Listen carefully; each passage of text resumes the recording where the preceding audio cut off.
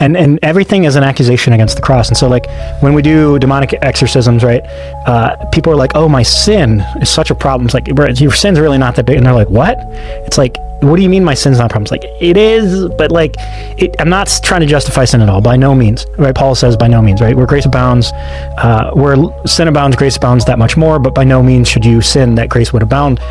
But it's really the way you think about your sin that allows the demons in. After we do an exorcism, everyone's always like, well, so now go and sin no more, lest worse things happen, right? I'm like, well, yes, but you're going to sin because you're a human. You're going to fall into something, meaning you're not going to live a perfect life by the righteousness, holiness standard of the living God.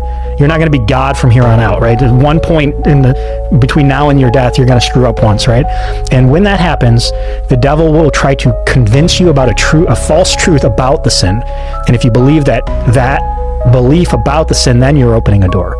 And I'm like, they're like, what? It's like, it's unrepentant. It's an unchanged mind. So the big thing is, if you sin and when you sin, not to justify it at all, not to say it's okay at all, but make sure you're not believing lies about it. They're trying to sell you. Notice when you sin, they're like, you instantly, you're condemned. Like you screwed up. You had one chance, right?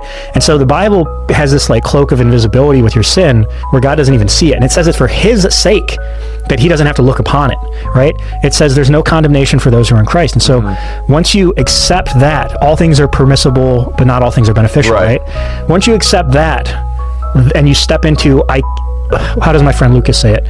He says, once you realize you're free to sin, you'll be free from sin.